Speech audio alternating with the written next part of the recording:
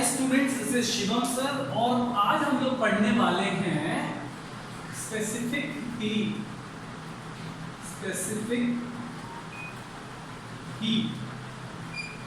किसी भी चीज का अपना एक कैपेसिटी होता है, किसी भी मेटल का या एलिमेंट का अपना एक कैपेसिटी होता है, अपने अंदर हीट होल्ड करने का कैपेसिटी होता है। कोई ज़्यादा टाइम तक हीट होल्ड कर सकता है, कोई कम टाइम तक कर सकता है। तो ऐसा क्यों होता है सर, अलग अलग क्यों होता है?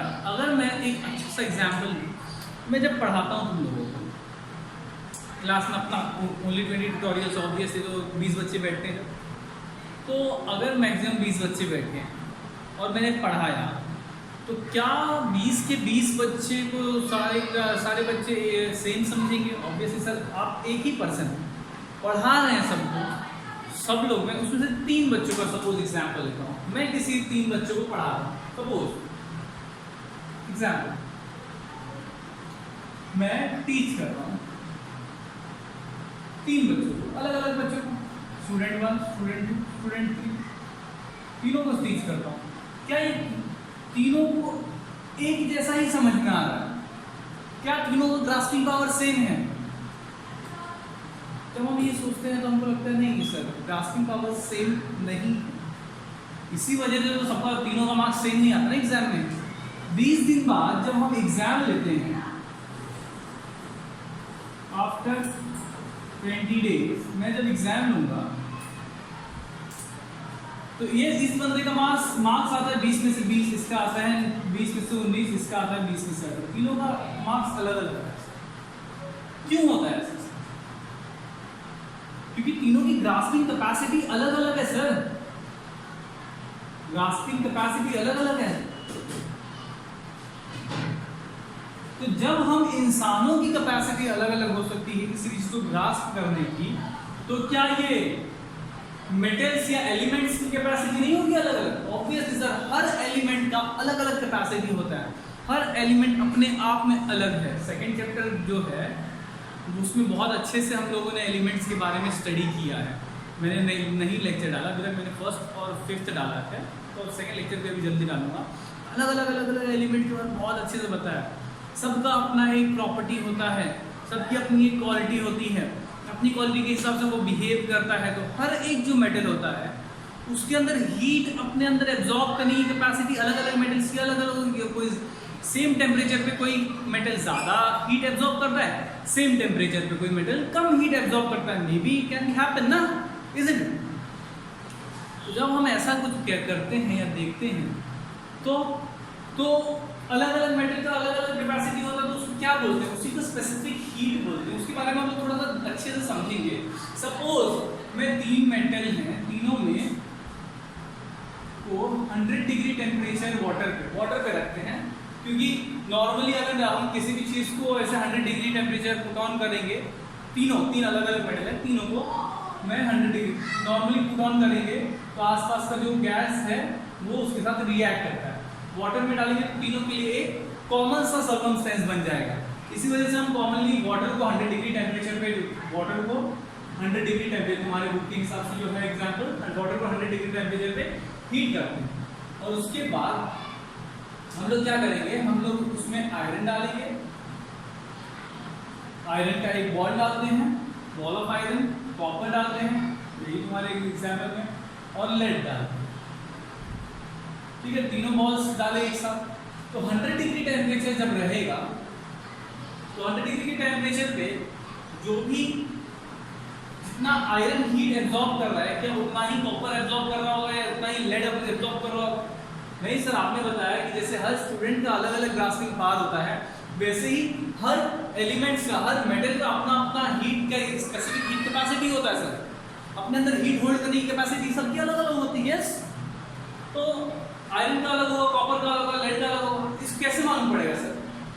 हम लोग देखेंगे, एक हम लोग को एग्जाम्पल दिया है कि मोम का कंटेनर लेंगे, उसमें हम लोग आयरन बॉल को डालेंगे, जैसे आयरन बॉल को डालेंगे हीट करने के बाद 100 डिग्री टेम्परेचर के बाद। सर तीनों में 100 डिग्री टेम्परेचर कैसे मालूम पड़ेगा? बॉइल होता रहेगा वाटर, तो वो वाटर कभी भी 100 डिग्री टेम्परेचर से ज़्यादा होता नहीं है। हमने पढ़ा है सर, हीट में ही पढ़ा है। तो 100 डिग्री टेम्परेचर से ज़्यादा अगर हम लोग ज़्यादा हीट करेंगे तो 2 वेपर बन जाता है, इजंट इट? तो जैसे ही वो वेपर बनता है, जब तक वो वाटर है तो वो 100 डिग्री है, अगर बहुत हीट करेंगे तो तीनों बॉल्स को हम लोगों ने इसके अंदर डाला। तो देखा जाता है कि जो आयरन बॉल है वो सबसे ज्यादा नीचे तक, ये वैक्स है, वैक्स का एक एरिया है, जो आयरन बॉल है वो सबसे ज्यादा नीचे जाता है compare to iron ball. Copper ball उससे कम नीचे जाता है, और कंपेयर टू दैट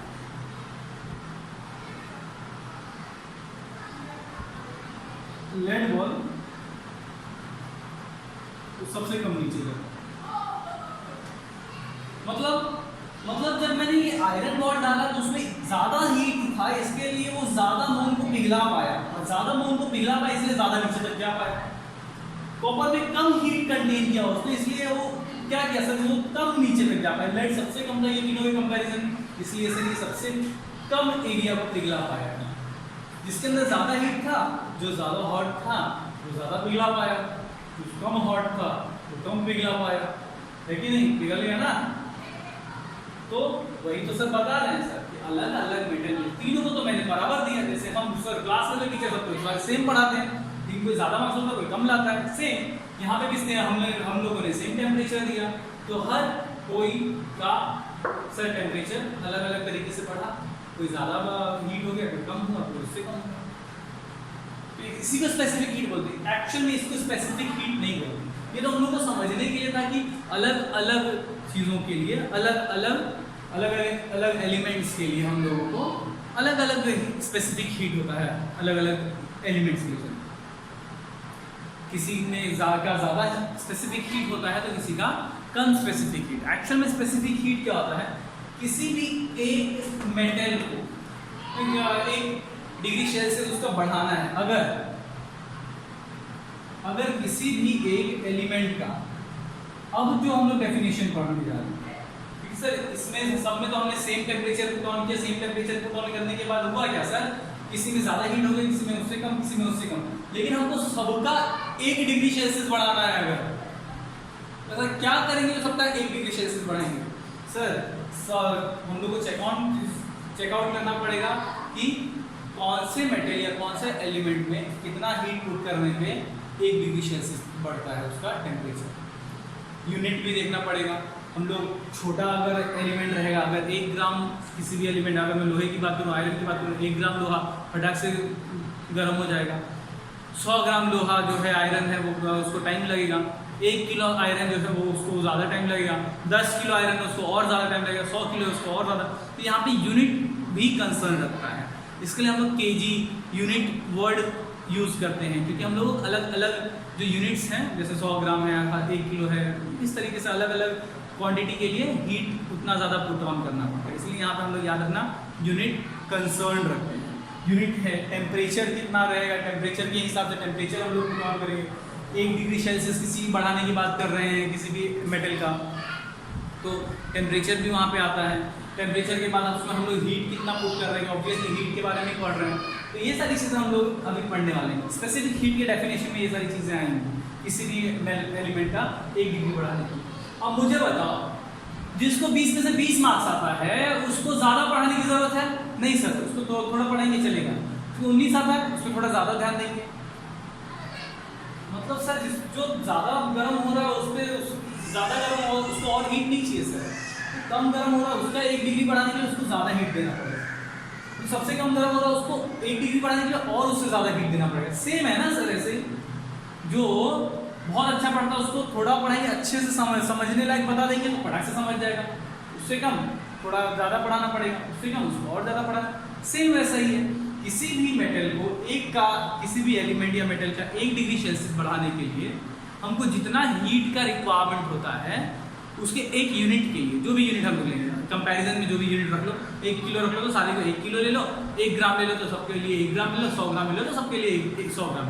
तो एक कोई भी यूनिट को बढ़ाने के लिए हम लोग एक पर्टिकुलर यूनिट को बढ़ाने के लिए हम लोग जितना हीट पुट ऑन करते हैं, क्या बढ़ाने के लिए एक पर्टिकुलर यूनिट का टेम्परेचर, 1 डिग्री टेम्परेचर बढ़ाने के लिए जो हम लोग हीट पुट ऑन करते हैं उसी को स्पेसिफिक हीट बोलते हैं। डेफिनेशन देखो कैसे बनता है, ध्यान देना, बहुत ईजी है definition. The amount of energy the amount of energy, ये तो हम लोग पुट डाउन कर रहे हैं, इज रिक्वायर्ड, जितना एनर्जी हमको रिक्वायर्ड है, इज रिक्वायर्ड।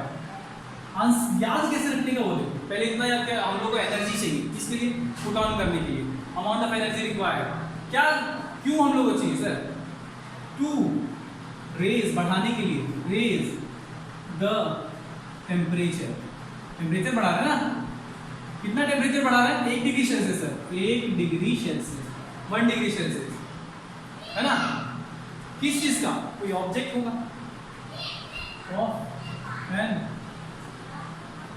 ऑब्जेक्ट, तो इसी को तो स्पेसिफिक हीट बोलते हैं, इज कॉल्ड स्पेसिफिक हीट। हो गया हमारा स्पेसिफिक हीट टॉपिक खत्म, स्पेसिफिक हीट हम लोगों को समझ में आया। अगर मैं बोलूं कि सर स्पेसिफिक हीट में अगर हमको अगर टेम्परेचर चेंज करना है, किसी भी चीज का टेम्परेचर बढ़ाना है, कोई एक ऑब्जेक्ट है, तो अगर मुझे उसका टेम्परेचर बढ़ाना है या कम करना है, इंक्रीज करना है या डिक्रीज करना है, तो सर किसी भी चीज का आप 2 चीज बताएं कि किसी भी चीज का टेम्परेचर बढ़ाने या कम करने के लिए, पहले तो मुझे उसका मास एम फॉर मास हम लोग देखते हैं, मास जो रहेगा उसको मल्टीप्लाई करना पड़ेगा, इससे मास को मल्टीप्लाई करना पड़ेगा, जो भी उसका स्पेसिफिक हीट है, किसी का कम रहेगा स्पेसिफिक हीट तो उसको कम से मल्टीप्लाई करेंगे, किसी का ज्यादा रहेगा स्पेसिफिक हीट ज्यादा से मल्टीप्लाई करेंगे, उसको ज्यादा जरूरत है उस एनर्जी की और कम वाले को कम एनर्जी की जरूरत है, तो हम लोग क्या करेंगे सर, जिसका मास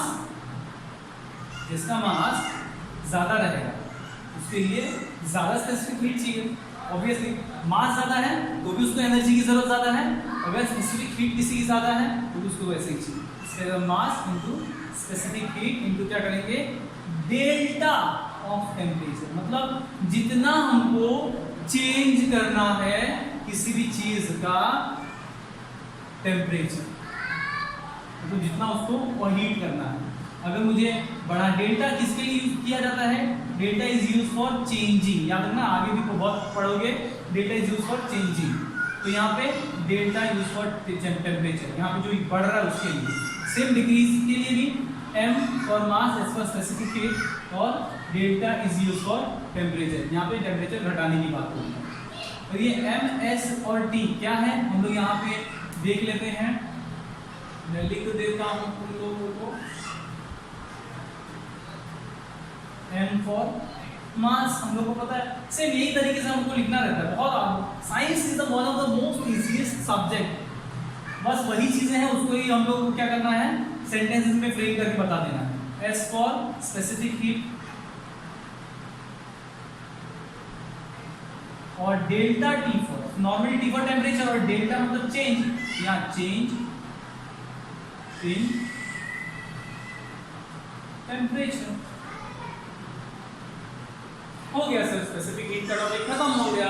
अब कुछ नहीं, बहुत आसानी से ये हम लोग ने देख लिया, इसके ऊपर के ऑब्जेक्टिव के बेसिस के क्वेश्चन देख लेंगे, ये डेफिनेशन याद कर लेंगे और सारी चीजें मैंने बताया है एग्जाम्पल याद रखेंगे, सारी चीजें याद हो गई, बस खाली ये डायग्राम्स अपने बुक में अच्छे से बनाते रहना, एकदम फेयर वर्क करना, मैं देखूंगा चेकआउट करूंगा कि किसने अच्छा फेयर वर्क किया किसने नहीं किया है, और उसके बाद कल तुम लोग के पूरे सारे सब्जेक्ट का मतलब सॉरी इस लेसन के पूरा एक साथ टेस्ट होने वाला है, सो बी सेफ, स्टे ट्यून्ड और ध्यान से करते रहो, चलो।